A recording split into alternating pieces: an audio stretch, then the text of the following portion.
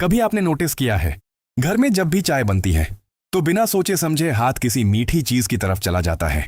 और अजीब बात यह है कि वो चीज इतनी कॉमन होती है कि हम उसे कभी बिजनेस के एंगल से देखते ही नहीं। रोजाना लाखों लोग उसे खाते हैं, बच्चे बड़े हर घर में। मगर हम में से बहुत कम लोग ये सोचते हैं कि इस सिंपल सी चीज के पीछे कितना बड़ा कमाई का सिस्टम छुपा हुआ है। और सबसे दिलचस्प बात, ये काम सिर्फ बड़ी कंपनियां ही नहीं कर रही, बल्कि छोटी छोटी फैक्ट्रियां, यहां तक कि घर के सेटअप से भी लोग इससे स्टेबल इनकम बना रहे हैं। यहां बात हो रही है बिस्किट बनाने के बिजनेस की।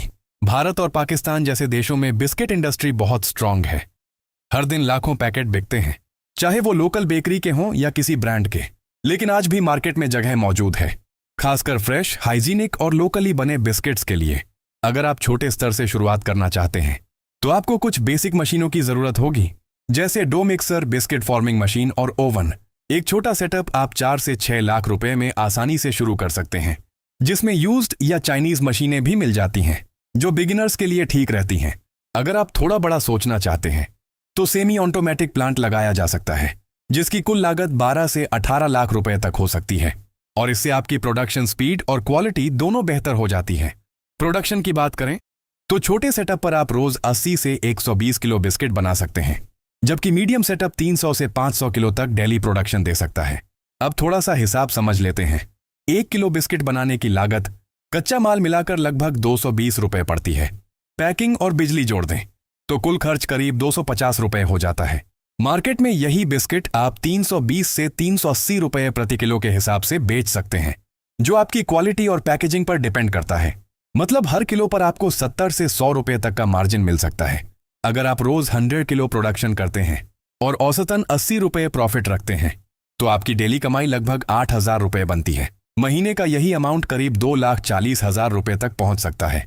और सारे खर्च निकालने के बाद भी आप 1.5 लाख रुपए के आसपास बचा सकते हैं। लेकिन कुछ बातों का ध्यान रखना बहुत जरूरी है। ओवन की वजह से बिजली की खपत ज्यादा होती है, इसलिए ऐसी जगह चुनें जहां बिजली स्टेबल हो, या बैकअप सिस्टम जरूर रखें। मशीन की रेगुलर मेंटेनेंस भी जरूरी है, वरना प्रोडक्शन रुक सकता है।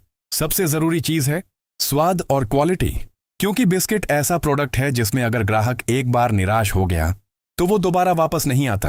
कंपटीशन जरूर है, लेकिन अगर आप कंसिस्टेंसी रखें, अच्छी पैकेजिंग करें और लोकल दुकानों के साथ मजबूत नेटवर्क बना लें तो ये बिजनेस धीरे धीरे आपको स्टेबल इनकम देने लगता है। आखिर में बस इतना समझ लीजिए, हर बड़ा ब्रांड कभी ना कभी छोटा ही था। फर्क सिर्फ इतना होता है कि कुछ लोग सोचते रह जाते हैं और कुछ लोग शुरुआत कर देते हैं। अगर आप आज एक छोटा कदम उठा लें तो कल यही आपका अपना ब्रांड बन सकता है, जो सिर्फ आपको नहीं बल्कि दूसरों को भी रोजगार दे रहा होगा।